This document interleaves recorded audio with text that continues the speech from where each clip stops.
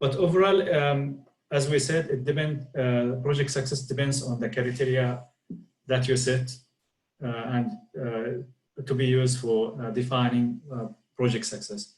So if you're concerned about cost and the cost was too much, most of the time projects will be completed anyway, but from cost perspective, it's not a really successful project. And this is why project management is not an easy task, because you need to balance between all of these constraints. And as long as the project is accepted by the customers and users, and perhaps other requirements, it can be considered as a successful project. I would like you to think a little bit with me about matching success criteria with different types of projects. So we have, for example, the Grand Mosque in the in Emirates. We have also a subway or tunnel construction project. We have, this is a quite famous project in Wuhan city. This project was completed in a very short time, in line with the current epidemic. Then we have a dam project or a hydraulic project, and lastly a housing project. So I guess for this type of project, time is really important. And this is why if you search about Wuhan COVID-19 hospital, you will discover that this project was completed in 10 days only, which is really a short time. Why time was really important?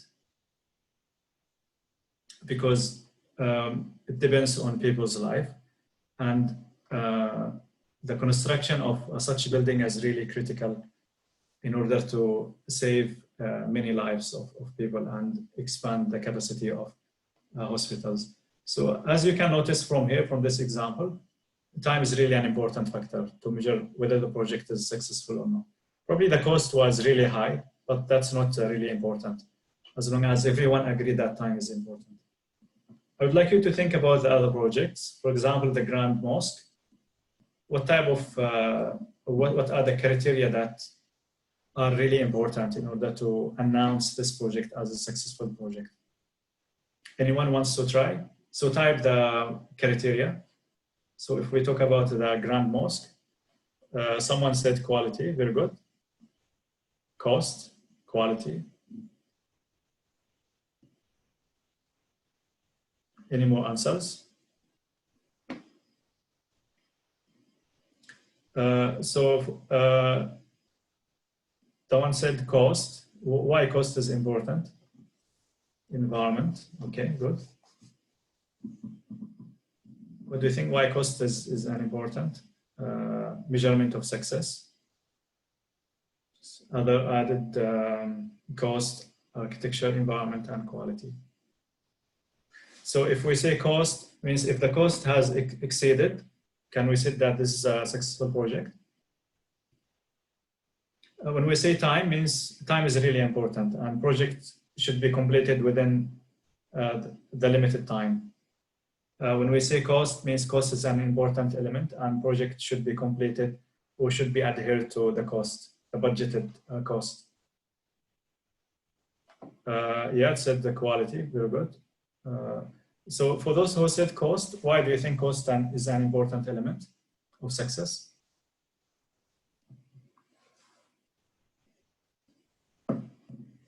I don't think cost is really an important. Cost, of course, it's important, but if the cost has increased in order to achieve the best mosque, for example, in the country, then that's not a really probably a big issue for the client. But if quality was not good, means after probably 1 year, there have been some cracks or some problems or issues in the building, that's really a big problem, because that's not an iconic building. So such building is designed to stand for a very long time. Therefore, any issues in the quality is really a problem. So I believe, yes, with most of you, that quality is an important criteria to measure success. Some mentioned the environment, yes, because this is really a big project and we have to consider how this project impacts the environment. How about the tunnel project? What criterion or criteria is appropriate to this type of project? Safety, yes, I quite agree with this. Probably in some cases time, because we don't want this project to take long time, because such projects will be introduced, for example, to reduce congestions, and therefore people can use the project very soon. Quality is an important also. Someone said safety, quality, and time. Yes, very good. So in this example, we can notice that probably safety is number one, time number two, and quality is still there. Why? Because you don't want this building to, this construction to collapse. That will be a disaster. And then how about this project, the hydraulic dam?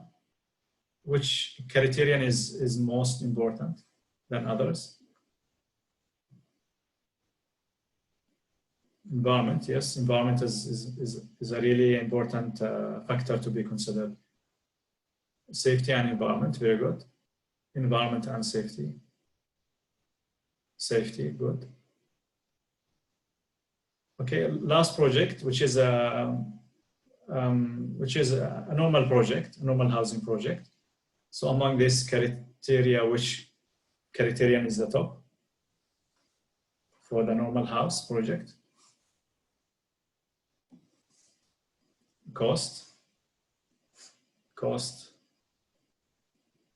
Okay, cost. You want a cheap building, isn't it? Cost, quality. Okay, very good. So I'm happy that you provided different answers. This is a good, because in actual projects, usually we tend to develop more than one criteria of success, depending on project constraints, requirements, client requirements, and other things. So while some projects will have clear project success criteria like time, in this example, other projects will have a mixture of different success criteria. As we can see, priority of success criteria differ based on project type, requirements, and the nature of the work involved, as well as the outcome of the project later on. So the idea here is we need to prioritize the main success criteria. As a project managers or people working in a project, we need to understand, prioritize which one is important, which criterion comes next, and so on. While quality and some elements are really important to be considered in all aspects. So regardless of the type of project, we assume that quality is not being compromised. But then if you focus so much on quality, the cost might be affected or the time might be affected. So you need to balance between these criteria to achieve a successful project. So as long as you establish this criteria in the beginning of the project, the client or the users accept this success criteria, then you can consider your project as a successful project. Right, so moving on with more details about project. There is important concept regarding project, which is the project life cycle. So project life cycle is defined as a series of activities that's conducted from the beginning or from the start of the project to the end. Beyond this is not a project life cycle, that's product life cycle or outcome life cycle. So within the start and the end, there are different activities and work to be conducted by people and managerial team, like planning or organizing, executing, monitoring and controlling, and other activities. So you can divide the project into a series of phases. Like here we have the planning phase, the execution phase, and the completion phase. Within each phase, there are different activities involved required to complete each of these phases. And the relationship between these activities is what's called project phase. And there is most of the time, there is a sequence of these phases. So we have a sequential phase, an iterative phase, and overlapping phase. So based on these types of phases and how they interact with each other, project life cycle can be defined into 3 types: predictive, adaptive, or mixture between both. So the first one is, as you can see here, is an example of predictive life cycle. It's called predictive because you can plan ahead of how the product will look like. So in the example of the Grand Mosque, for example, there have been planning activities, design activities. So people can see how the project will look like. So it's predictive because you can imagine, or you can develop a good understanding of project outcome at the early stage of the project, sometimes during the initiation and planning stages. And then you execute the project based on how you planned for. But other types of projects, sometimes it's difficult to, especially non-construction projects, they are really difficult to define in terms of their scope. Means we don't have a really good definition of how the project will look like. And this is true in most of IT projects. Because you will start with a general idea that you want to do this project, but you don't have a clear understanding of the features and the components of the project. So you tend to develop it as an agile way. And in this example, the iterative life cycle, you can analyze and design, and then build and test at the same phase. And this can be used to save a lot of time. You can notice here, you have to do one after another. You have to produce project activities or project phases one after another. While in this type, you are integrating some of these phases, and then shortening the time that the project will require. There is also a type called incremental life cycle. This is where you analyze, design, build, test, and deliver. In this case, you are delivering the project as small components. You start with planning, executing the components, delivering the components, and based on these components, we start with the next phase. So this can be useful if you have a long-term project, or if you want to ensure that each product of the project is being well designed and well executed. Means you don't want to plan the project and then the outcomes will become something that's not good or that's not acceptable by the client. So you want to do it as a steps or as a process. The last life cycle is agile. This is where you will have low information about how the scope of the project looks like, or what the final product will look like. So we will start by testing or developing the project slowly. And in this case, you are executing all the project life phases: requirement analysis, design, test first, and then you move to the next stage or next iterative. So you are developing your project as a set of smaller deliverables. You don't have to plan everything ahead and then execute at the end. You are doing it step by step. I will show you an example of construction project. And then I would like you to look at the time and also observe that how they manage actually to do this project in 6 days.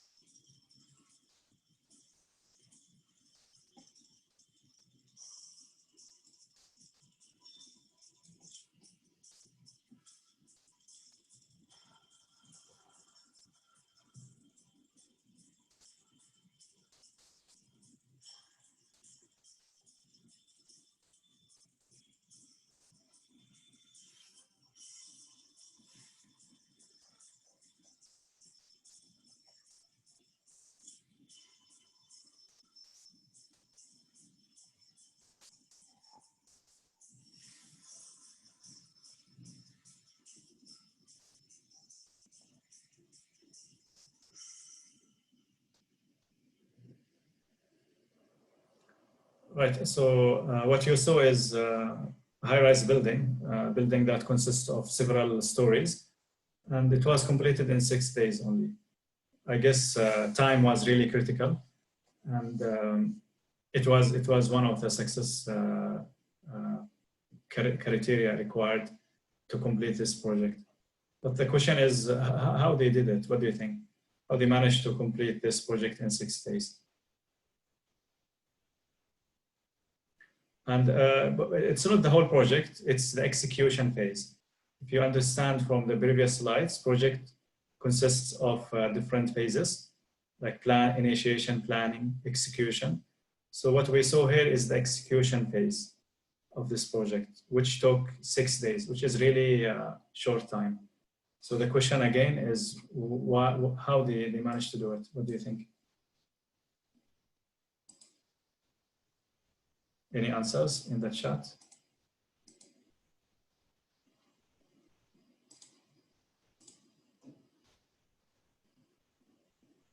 Okay, incremental. Good. Any other attempts of why this took super short time? Clear plan and preparation, very good.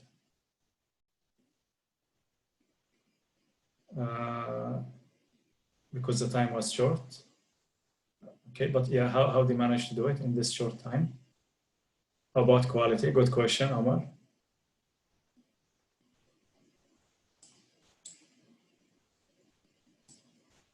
Any other attempts? What's the key word that will enable people to complete such project in a short time? Okay, so they did it all at the same time, kind of sequential or incremental resources. Very good.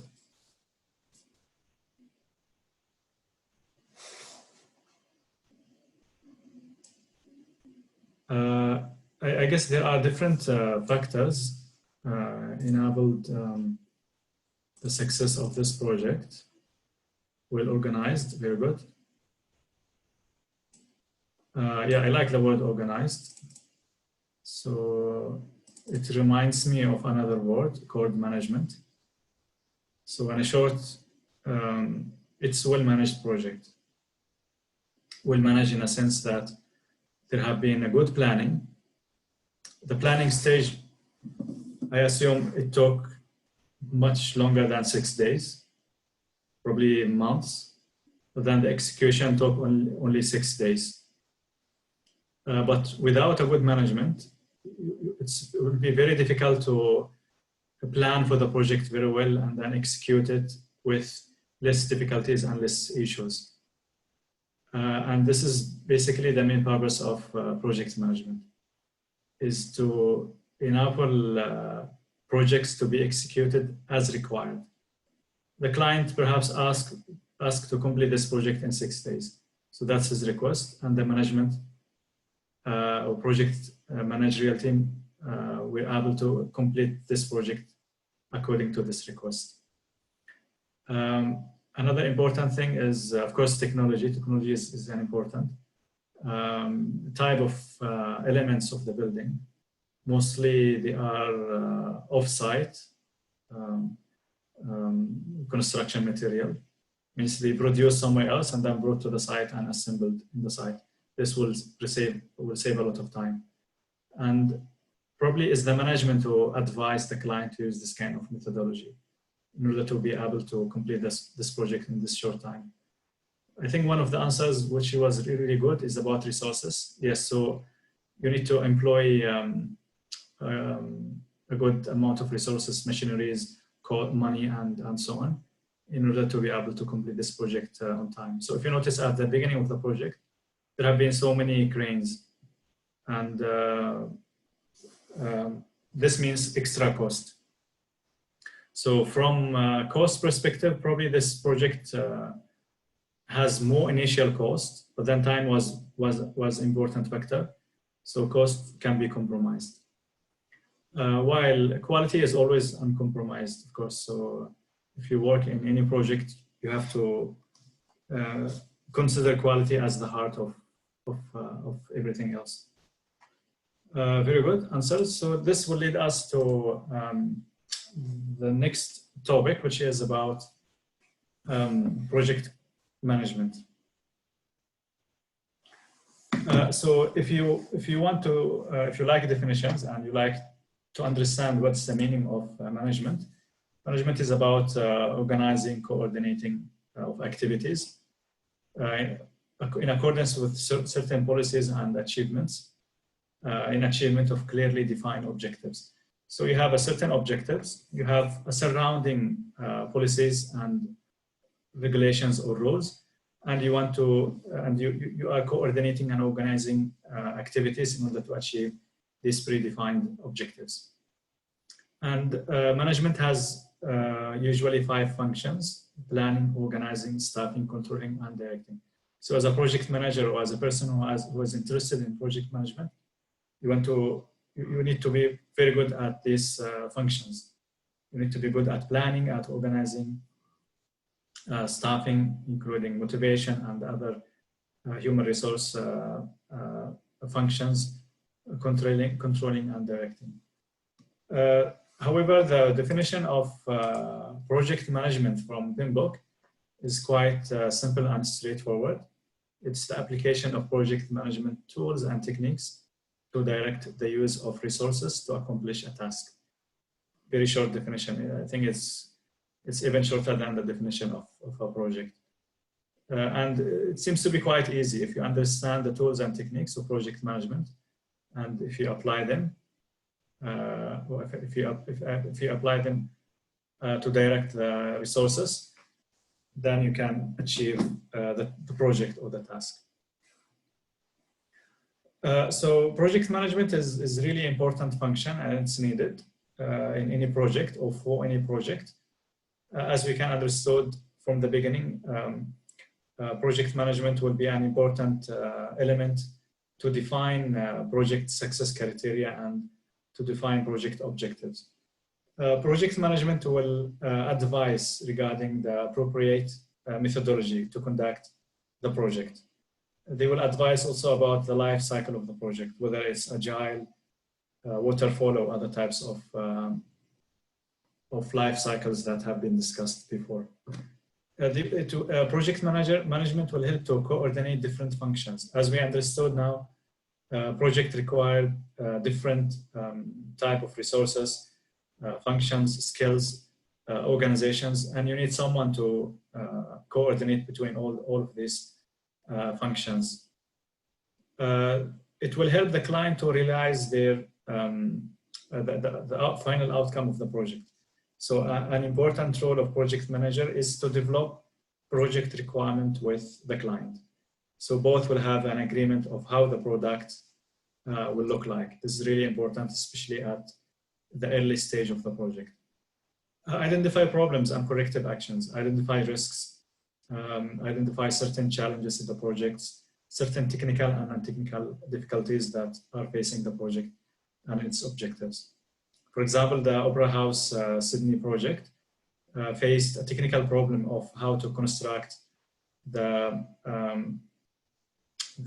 tilted shape of its roof. It was a really technical challenge before. Therefore, they decided to modify the design slightly in order to produce a sound structure element of the building. Then last, an important function or requirement of project management is to balance between constraints or project success criteria, to balance between time, cost, impact on environment, safety, and so on. All of these are sometimes not easy to do and require specialized people to be able to balance between these requirements. So sometimes it's project manager can be, or project management as a function can be a difficult task to do. So this is why in PMI talent triangle, they identify the main skills required to manage any project. So you need to have a technical project management. things like ability to produce a project schedule, ability to calculate the cost, ability to create a communication plan, ability to identify stakeholders, and so on. So these are the technical aspects of it. You need to have also leadership in order to be able to direct and also to organize different resources. And then lastly, strategic and business management. So you need to have also a good understanding of how the project is related to the overall environment that comes from. You need to understand how the project is aligned with organization strategic plan. As we said before, most of projects will come as a vehicles to achieve organization's strategies. So a good project manager should understand the link between the project and the strategy of the organization. Therefore, they can create the appropriate measurement of success. For example, if your project is to enhance the profitability or increase the profit of your organization, then the project should be completed quite soon. So it can start making profit, the product can start making profit. So understanding the link between the organization strategy and the project objectives is really an important function of project managers. So basically you need someone like this guy, you can see here, with different talents and capabilities, and also different interpersonal skills to be able to lead the project and complete the project successfully. So project manager should have things like leadership, team building, motivation, communication, influencing. And those will come with experience and with also some good understanding of how to achieve these skills with practices. Any question so far? Right, we learned before about the project life cycle, and we understand that the project has a starting and completion dates. So there is a time involved, and the application of project management processes or tools and techniques can happen across all the project life cycle. So at the starting of the project, which is project initiating, at this stage of the project, at the beginning of the project, usually projects will be selected based on the available resources, and project benefits will be realized at this stage, so you can justify the need and the importance of the project. Then there will be some preparation of documents for the project to be approved, including, for example, what's called the project charter, which is kind of birth certificate of the project to announce that the project has started. The following stage of the project is planning stage. At this stage, there will be a definition of work requirements, what type of work that should be completed, definition of quality and quantity of work, definition of resources needed, definition of time or schedule required for the project, and evaluation of the risk that may happen during the execution of the project. So planning stage is really an important work. And if you can notice, it involves a lot of effort. This is the level of process interaction or efforts. It involves quite a lot of effort, indicating the importance of planning stage. Execution process or execution stage happen after or directly after or after some time of the planning stage. And execution is about hiring people to execute the project, directing and managing the work and also the workers, and also working with the team in order to help them to improve further. Monitoring and control is also an integral process of project lifecycle, which is about tracking progress through the comparison between the actual outcome to the planned outcomes.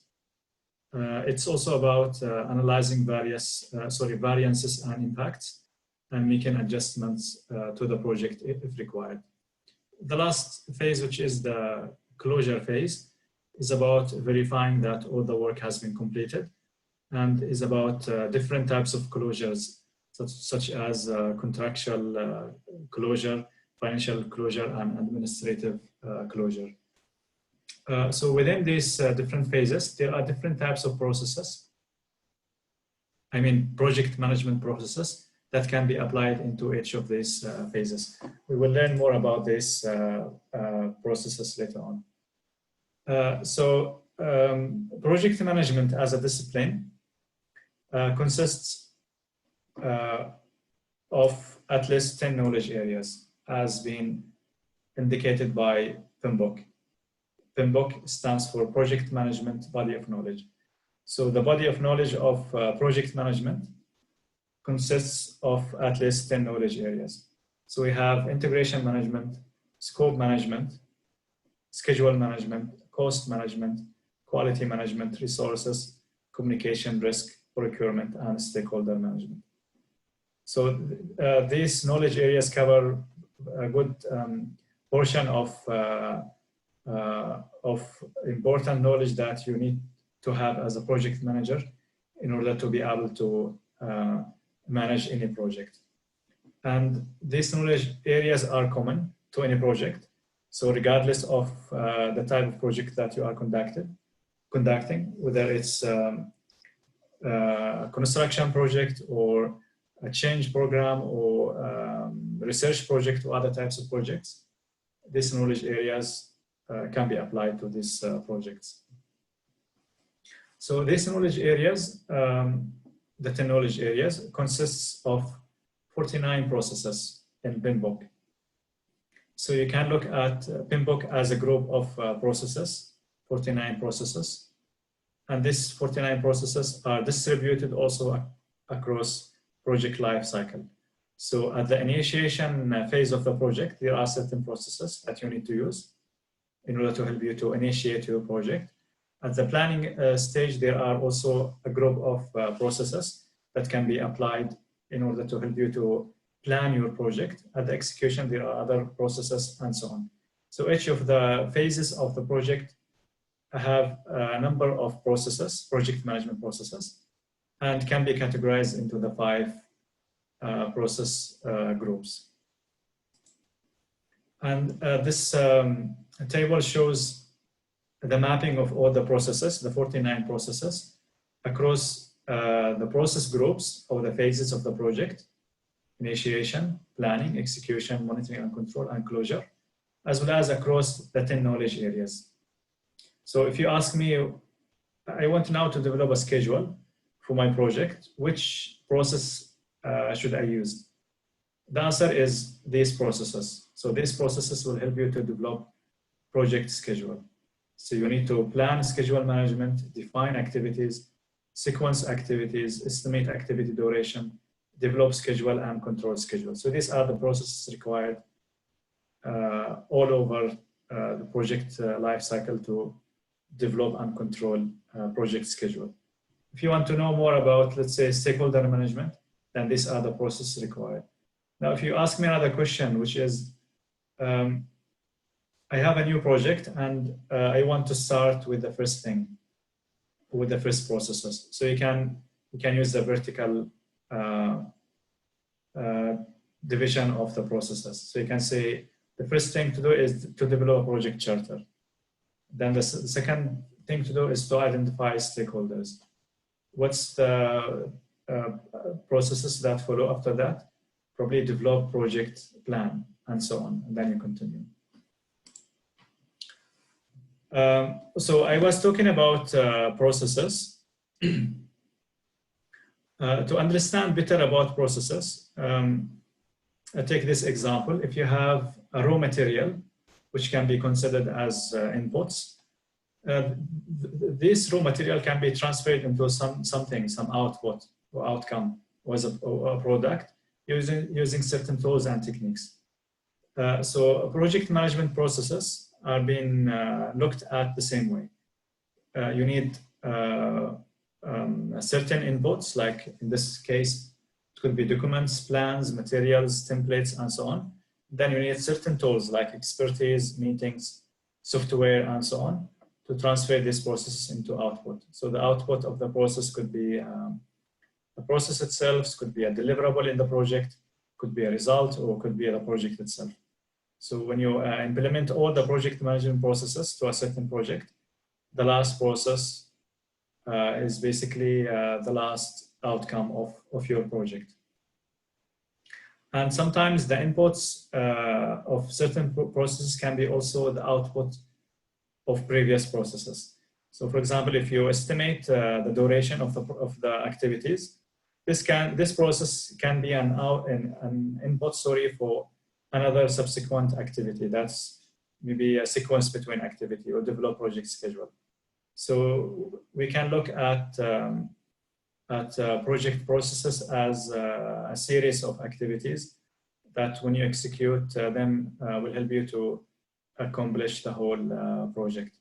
There is another example of one process called develop schedule. This process is mentioned in PMBOK. And to develop a schedule, you need to have certain inputs, like the plan that you prepared for the project, the overall plan of the project, the scope baseline. You need to understand what are the components of your project.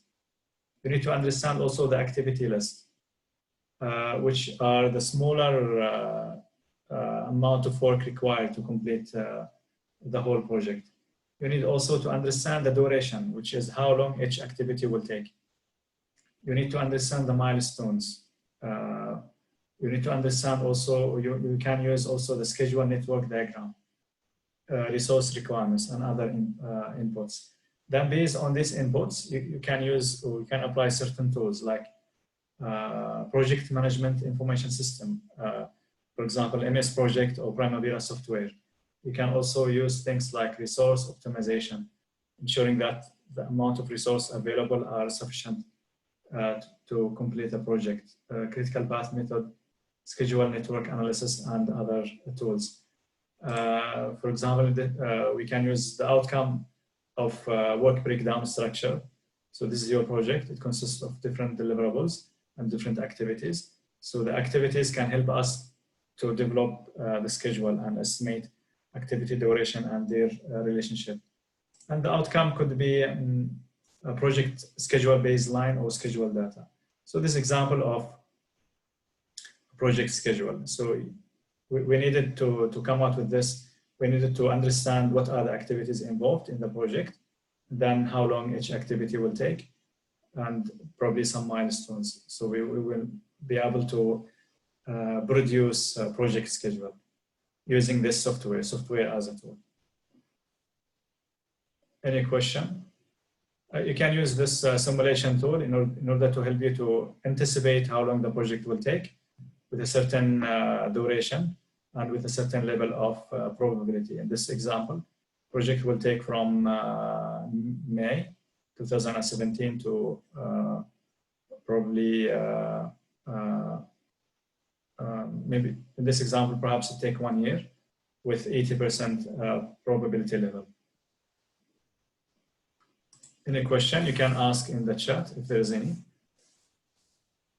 So the 49 processes of PMBOK have been developed in this map. So at the initiation stage, you need to develop project charter and identify project stakeholders. And then following this process, you want to start thinking about the overall plan of your project. Then you can apply different project management processes like collect requirements of the project, what are the requirements that the client needs, and then define these requirements into a scope, and then identify the potential risk, start to develop or create a work breakdown structure, define activities, sequence activities, and so on. And then in the execution phase, you can start by acquiring the resources, implementing risk response, develop project team, manage quality, and so on. Then the last part, which is project closure, is about closing the project or the phase.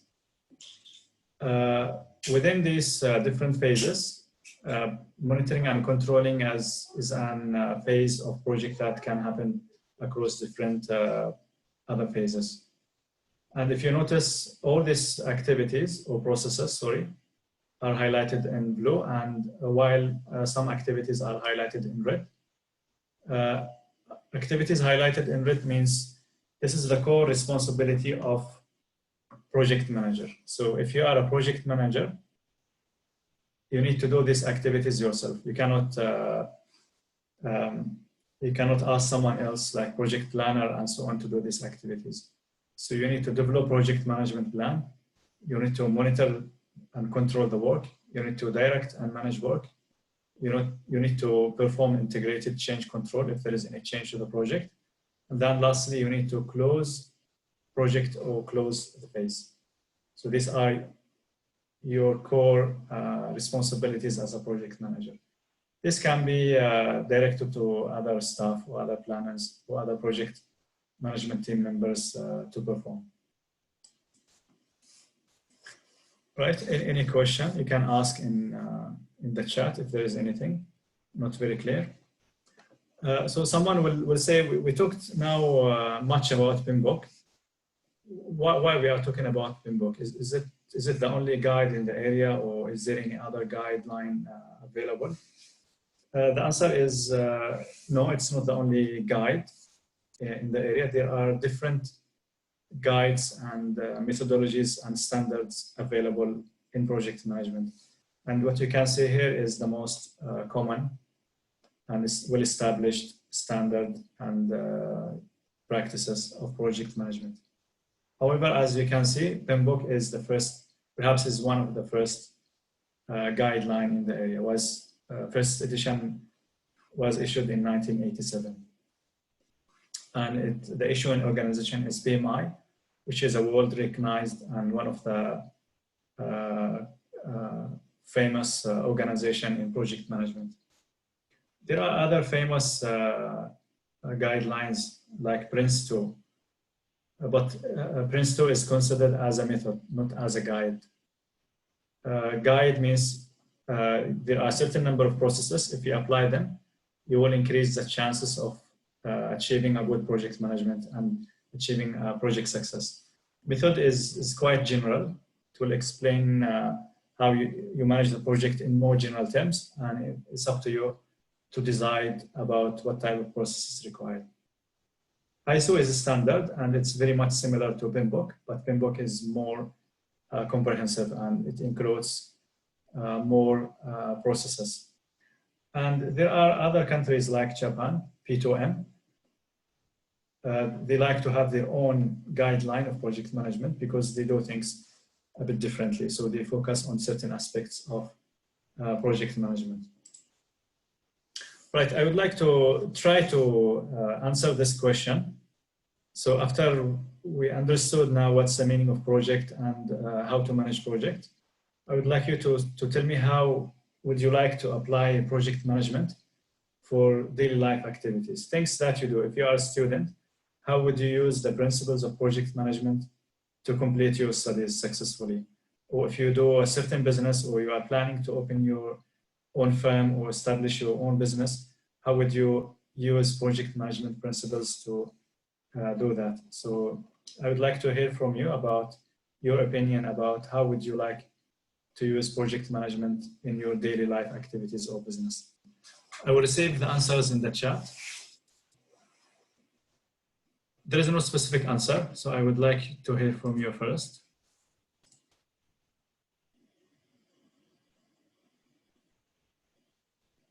There is a question, perhaps is irrelevant to this stage now, which is about what kind of software tool to do the graph. You can use MS Project or Primavera software. These are the two common software to help you to do the scheduling of the project. So coming back to the question, how can you apply project management concepts in your daily life or establishing a business?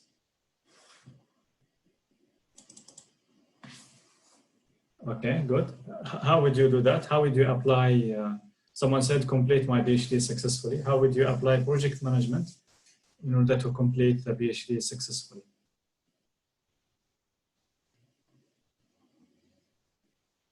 Any answers, any attempts?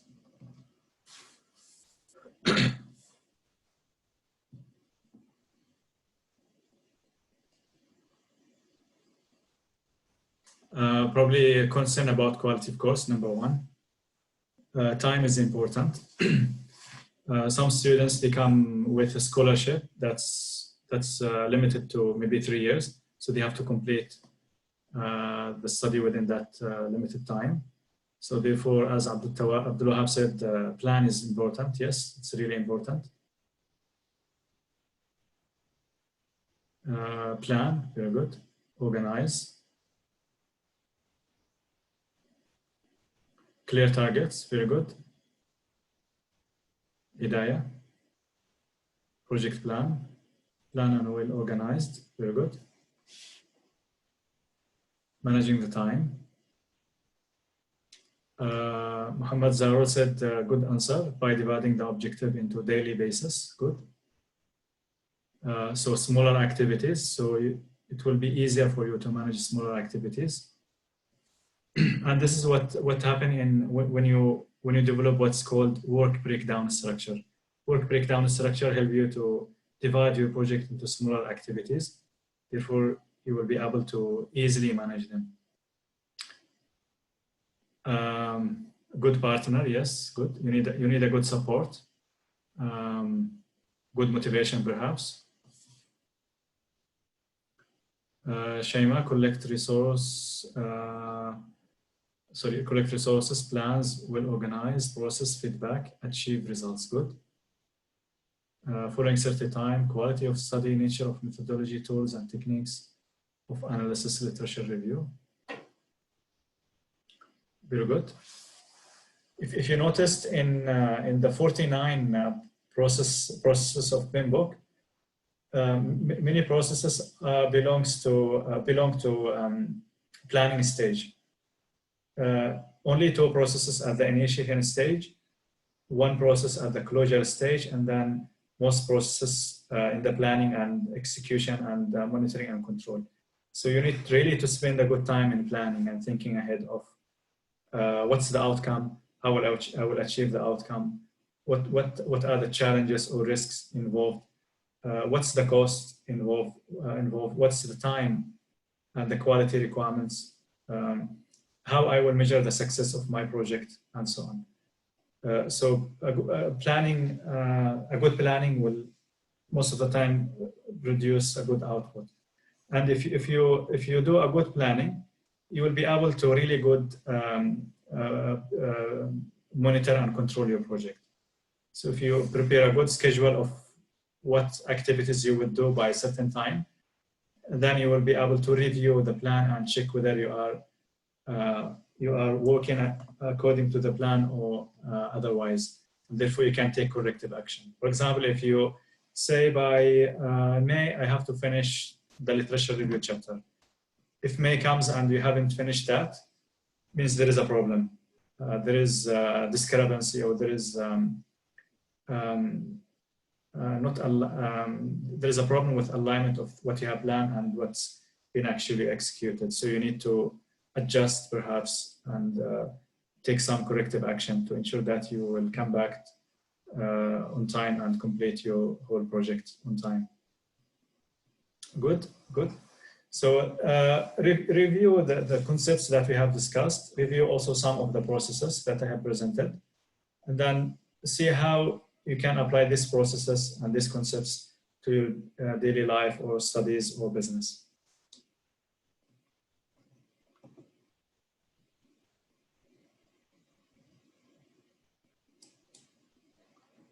All right, so now the last section, which is about PMP, Project Management Professional.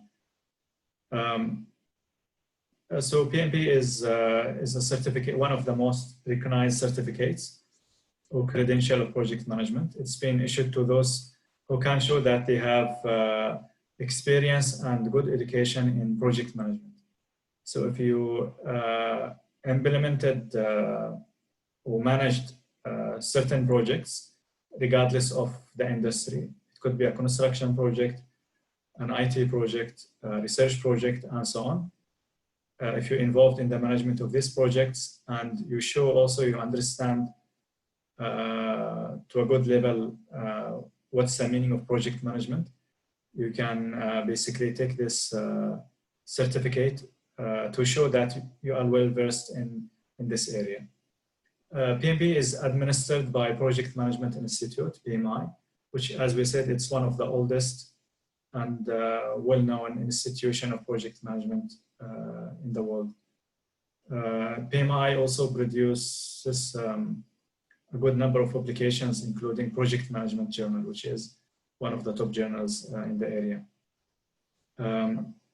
So the exam is accredited, and it's mainly prepared based on PMBOK. So if the 49 processes that we discussed before and the 10 knowledge areas, if you are well versed in this, you will have a good chance to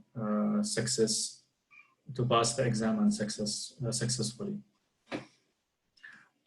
So PMB is the main certificate, and there are over 1 million people holding this certificate around the world. But it's not the only credential given by PMI. So PMI also recognized what's called Certified Associate in Project Management, Program Management Professional, Portfolio Management Professional, PMI Agile Certified Practitioner, PMI Professional in Business Analysis, PMI Risk Management Professional, and PMI Scheduling Professional. So there are different types of specialized and also common certificates of project management under PMI. The most common one, as we said, is PMP, because PMP, it requires you to have general understanding of all these areas. But if you want to specialize in, let's say, risk management, then you can take this certificates.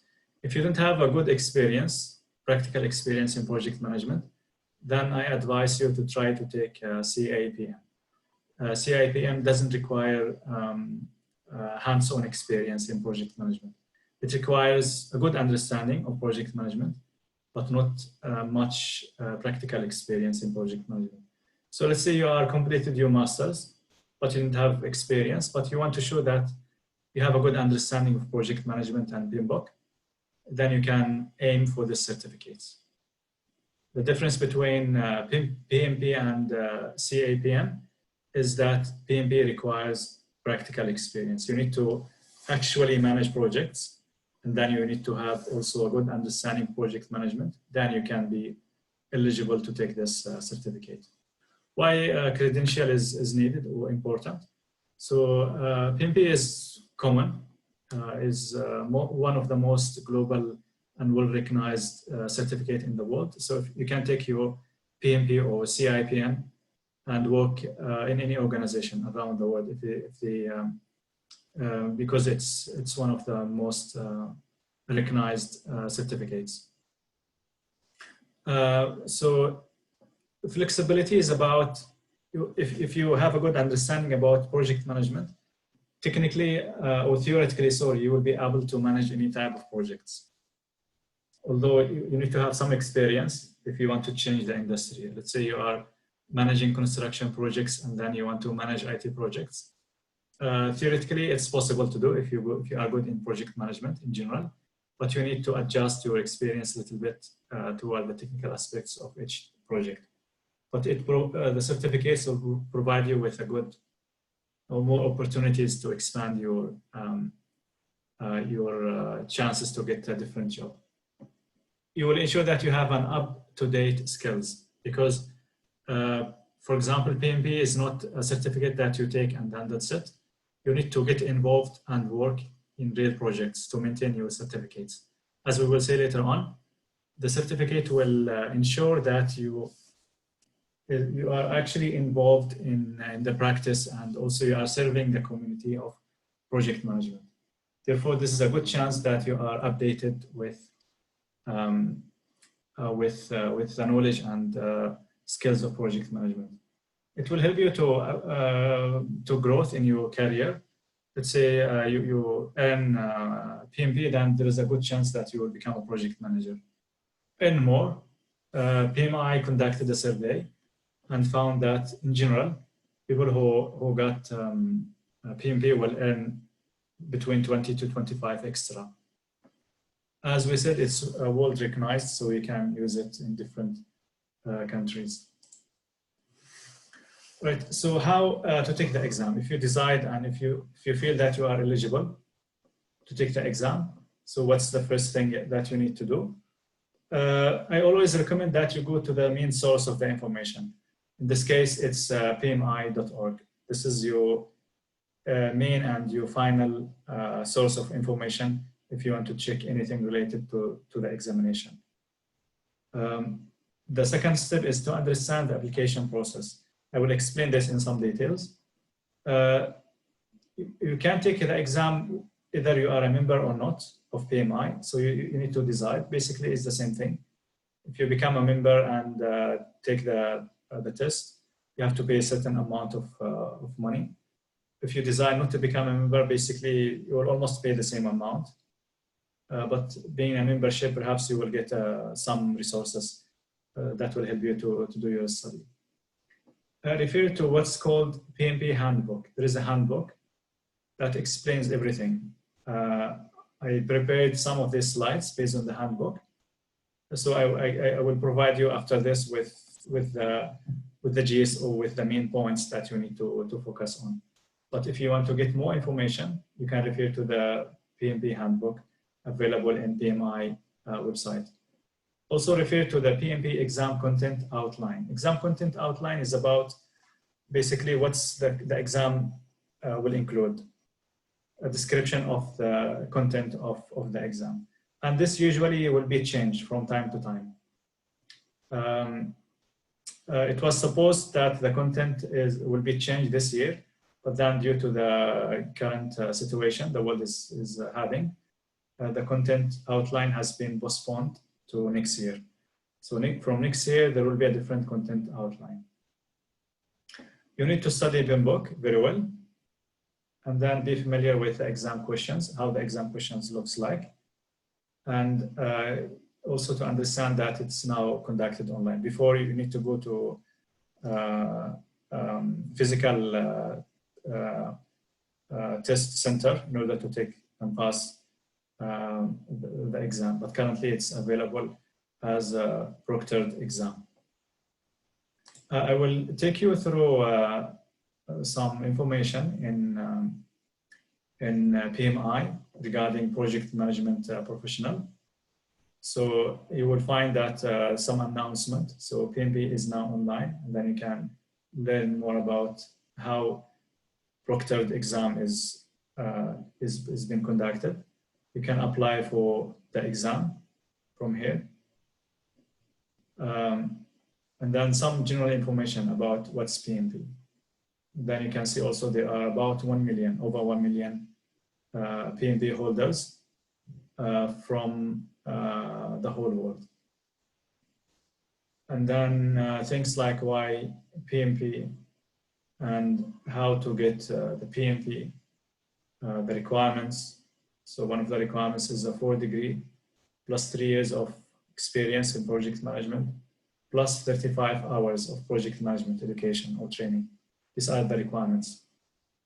Then if you're eligible or if you have these requirements, you can study from project management body of knowledge, PMBOK, and then prepare for the exam.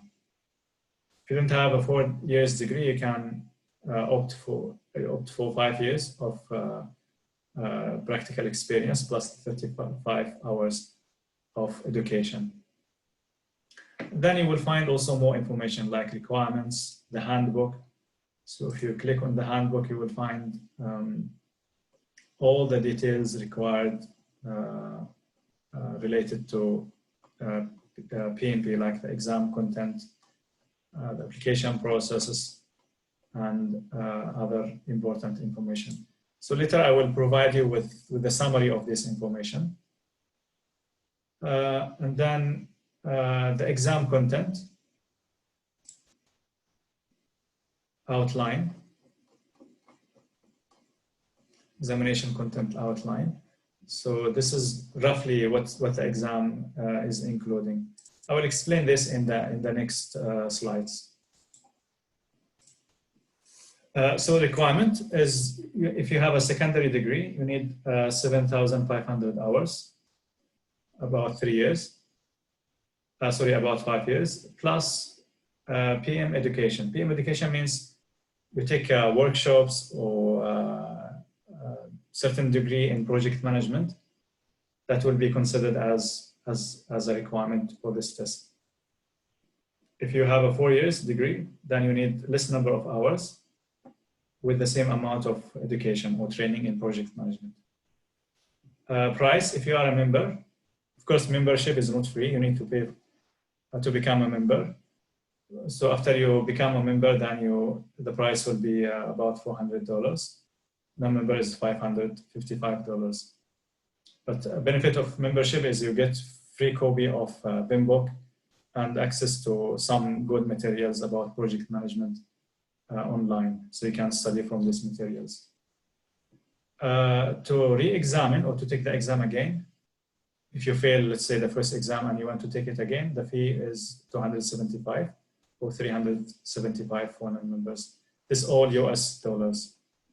For certification, for renewal, if you want to renew your certificates after 3 years, you need to pay $60 if you are a member or $150 if you are non-member. So you need to pay at the beginning around $500 plus about $150 after 3 years to maintain your certificate.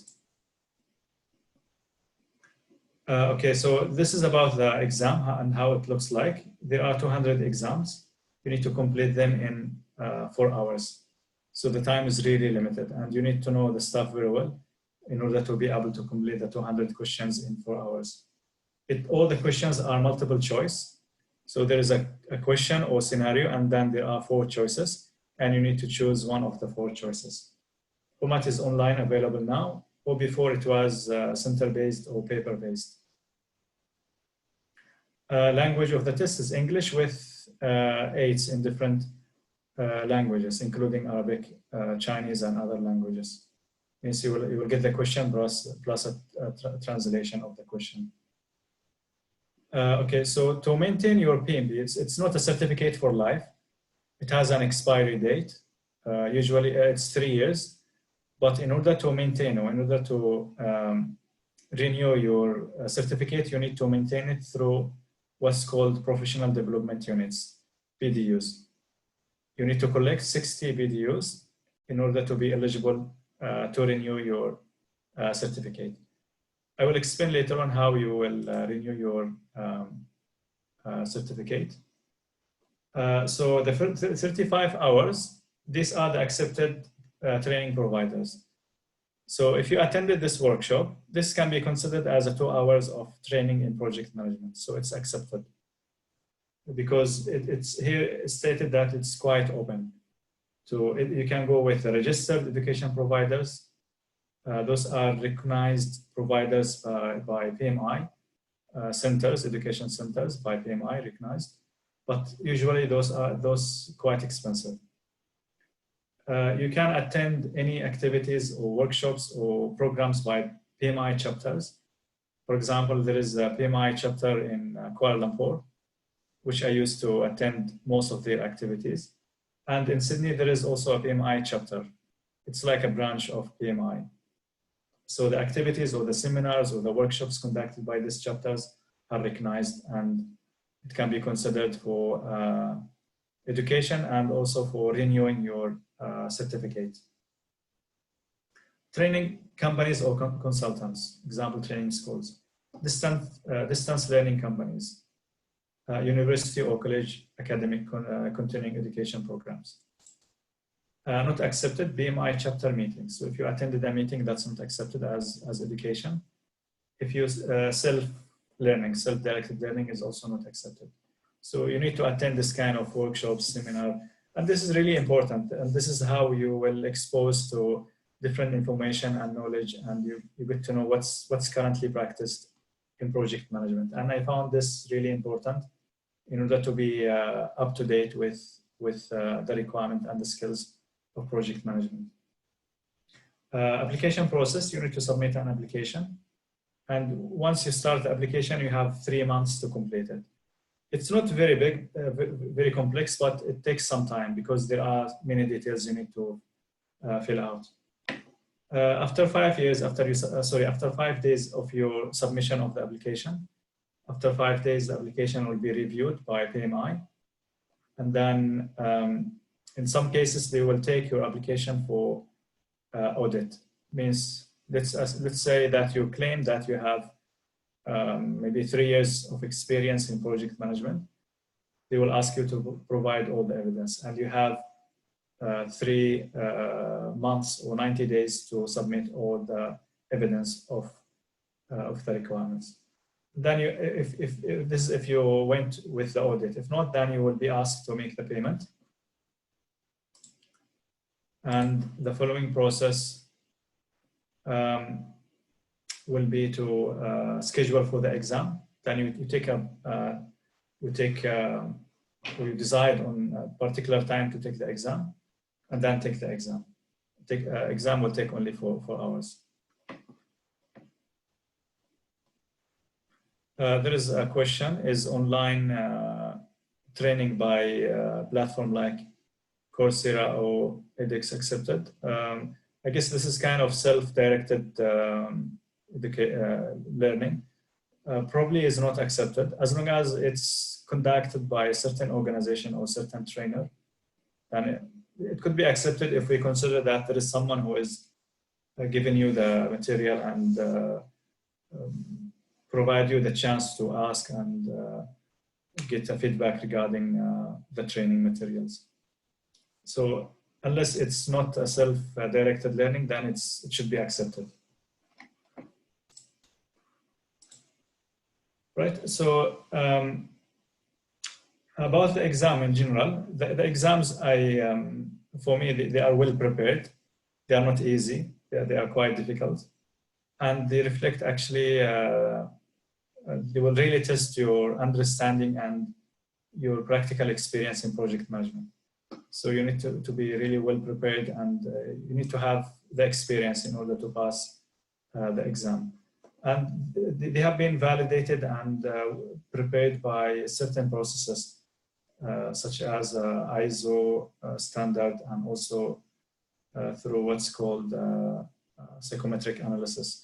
Because the way that exam will be prepared is PMP and will experience in project management members will prepare the questions, and new questions will not be marked in the final exam, as we will say later on. So although you will have to complete 200 questions, but only 175 questions will be marked, and the 25 questions will be monitored first. Those are usually the new questions prepared. So they will be monitored, and if they are okay, acceptable, and they provide a consistent results, then they will be adopted as exam question. So the process that the questions are prepared is really comprehensive to ensure that fair and appropriate exam questions are being developed. All right, so this is the current content outline. So there will be about 13% of the questions from the initiating process, 24% of the questions from the planning processes, 31% from the executing processes, 25% from monitoring and controlling, 7% from the closure. So that's 100% of the questions. 200 questions, 175 scored, plus 25 unscored, as we said. This is a sample of the final exam. So usually you will have a scenario. Then you need to choose between 4 options. Some questions I noticed are quite straightforward, like a definition of project management. So you know that's a project. But some questions are really tough, and if you look at the 4 options, they all look the same. They all look correct answers. So in the exam time, you will be confused about which is really the correct answer. Some questions will require some calculations.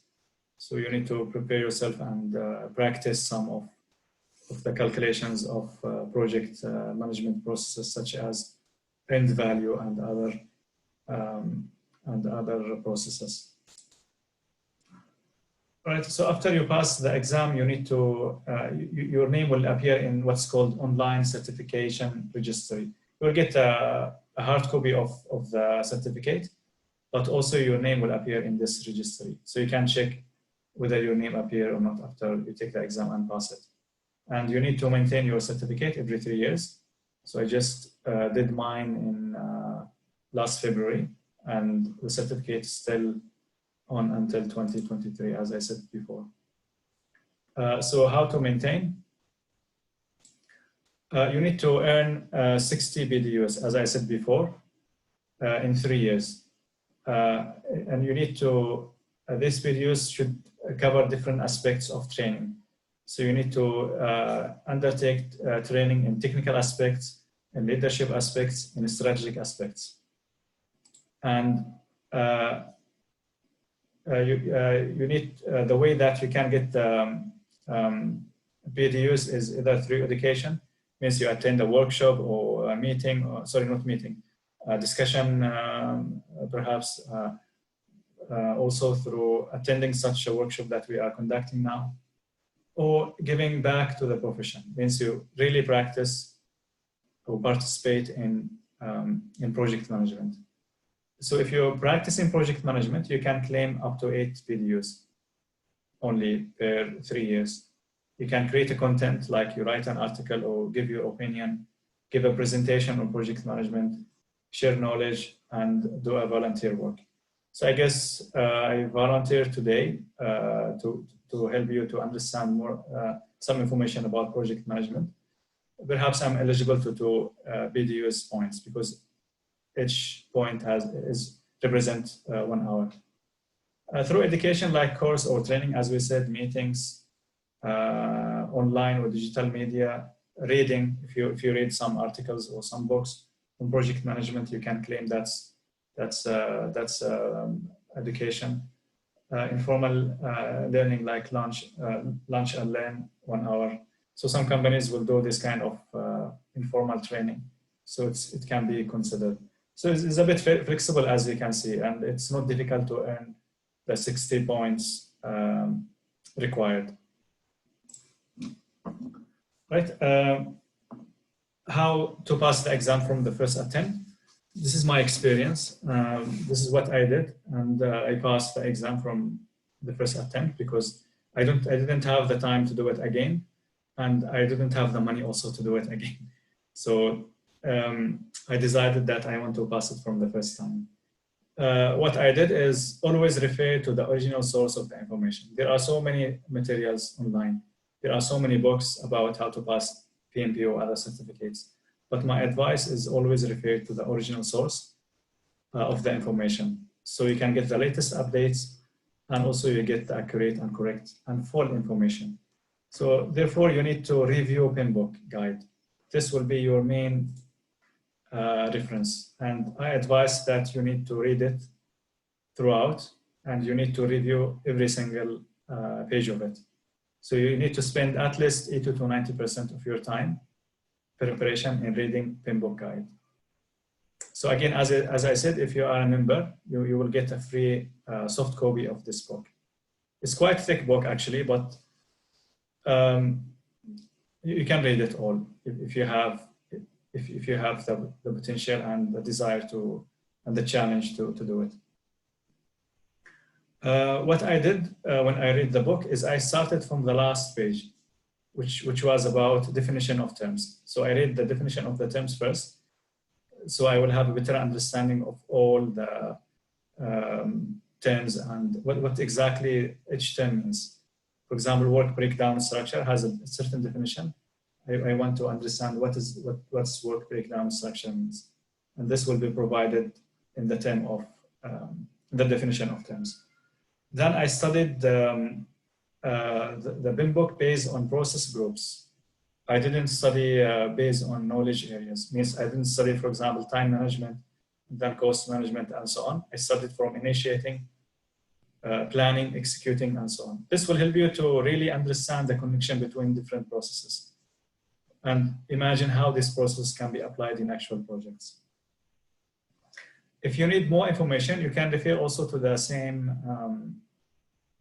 publication materials. For example, end value management. If you want to learn more about what's end value, there is a standard that's published by PMI, so you can refer to it. There's also standards for scheduling if you want to learn more about it. And you can get also some general readings and try to get a good project management readings. So this is one of the good books that I usually refer to, Project Management, the Managerial Process. And there are many books on PMP preparation and so on. You can refer to it if you have time or if you like. But my advice is you stick with PMBOK and then get additional information if you don't understand anything in this book. It's also very important to understand how the question looks like. What should you do during the exam day and what's the best answer to answer the questions. Right, so before that or during the exam day, depending on whether you are taking online exam or other types of exams, you need to prepare very well, sleep well, because the duration of the exam is 4 hours, can reach to 5 hours with the preparation, which is really a long time. So it's advised not to change your daily habit. For example, if you are drinking coffee in the morning, then you should maintain your daily habits. So you will not have a headache, for example, or anything, not feeling very well during that day. Or, and then the other thing is ensure you reach the exam center early if you are taking the exam in a center-based. And then don't get frustrated by the security procedure, because they will check you and check that you don't have any cameras or any materials that you are carrying out with you. The exam is quite long and it's quite boring, to be honest, because it's the same type of questions, scenario or sometimes definition with 4 multiple choices. So you need to stay focused until the end of the exam. Some questions are really confusing. You don't know which one is the correct answer. All the answers seems to be correct, but you need to put yourself in the position of the project manager in order to help you to answer or choose the correct answer. Sometimes you need to check what's the best answer to a certain situation. Means there is a question and all the questions are correct. In this case, you need to choose the first thing that you do or the best thing that you should do in this situation. There is one question about in the chat, how usually questions repeated. So in the exam itself, you can go through the questions, answer them, and you can skip if there is any question that you did not manage to answer or it was really difficult. You can skip the question and then come back to it later on. But you need to answer all the 200 questions. You cannot skip any question. And if you answer wrong, then there is no deduction of the mark for wrong answers. So you need to answer all the questions anyhow. But if you are not sure about certain questions, you can come back later and answer them later on. And this is why you need to spare some time. So you need actually to complete the exam in less than 4 hours, maybe 3.5 hours. And then the other 30 minutes or the other 20 minutes, use it to review the questions or the questions that you are not sure about.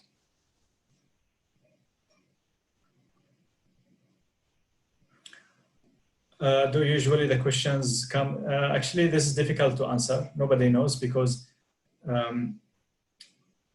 I took the exam once and I passed it, luckily. I didn't get a chance to take another subsequent exam. But usually you will not, it's very rare that you will get a similar questions. But there are some questions that you feel, yes, they are repeated, like definition of project or other simple questions. Usually they repeat this kind of questions.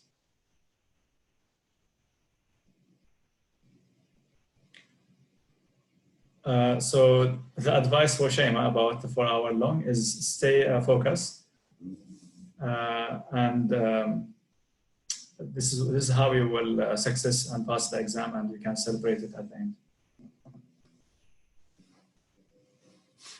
Another question, could answer will be incorrect? Yes. So you don't know what was the questions that you answered correctly and the question that you didn't answer correctly. So you don't know actually the correct answer. So what will happen in the exam day is you answer the questions. If there is any question that you are not sure, you can come back to it later on. And then after the time finishes and after you complete all the questions, you will get the results immediately.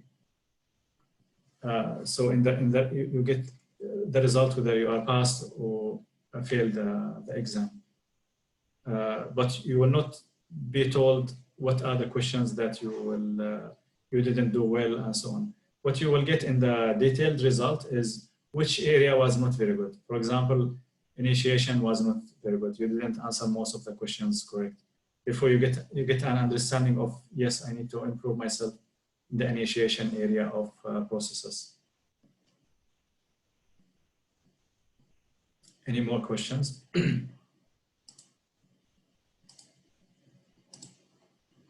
I think this is the last slide.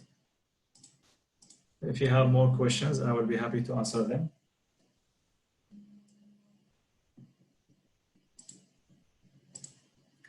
So any questions?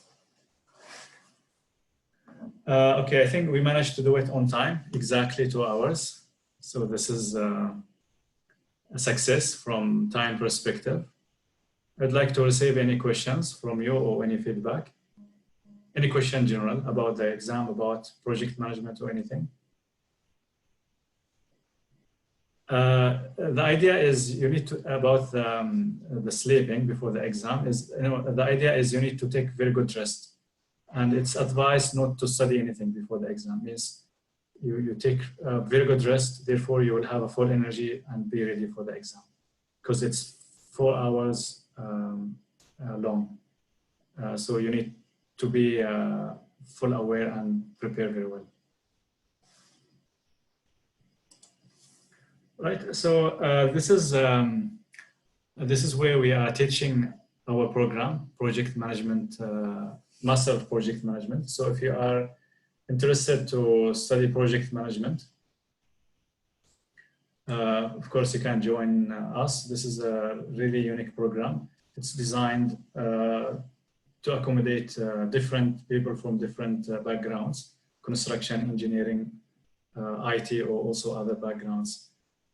So we are delivering our course in this high-rise, and we call it vertical building of in Western Sydney, in a city called Parramatta City. The course has started 2 years ago, and it's been well, I mean, getting a good reputation so far. If you also would like to continue PhD in project management, it's also a good place to consider. I think there are some questions before we finish the session. Is CAPM exam process same of PMP? It's this is a good question. I assume it's generally the same, but it's slightly easier. PMP it requires I mean, you need to know more stuff compared with CAPM. Yes, I will be sharing the slides, and also I guess this session is being recorded and will be able to share with you. How to claim the unit if I do voluntary work. The way that you report the BDUs is based on most of the time they don't require evidence, but sometimes they will ask for evidence. So you can get a simple letter that you have volunteered in a certain organization or to do a certain work, and you can calculate how many hours you volunteer, and you put those into the BDUs registration. Because when you become, I mean, before you register for the exam, you need to register in the website, PMI website. It's free, of course. So you need to have an account. And when you want to renew your credential, there is a place where you can record all your videos. There's also a guideline to tell you how many points you can claim. Another question about the slides. I will share it with you, of course. I will share the PDF file with you. The requirements for CIPM is you don't have to have experience. And you can refer to PMI website for the recent updates and details. So the difference between CIPM and PMB is PMB requires at least 3 years of experience in actual management of projects, while CIPM doesn't have this requirement. So as a student or as someone with less experience in project management, you can try to get this credential. Right, any more questions before we finish this? Right, thank you very much, and everyone, and thank you to GYSO for this chance. I hope you learned something new today. If you have any question or inquiries, you can contact me through my email. And I wish to see you in person very soon. And meanwhile, stay safe and happy fasting for those who are fasting. And see you.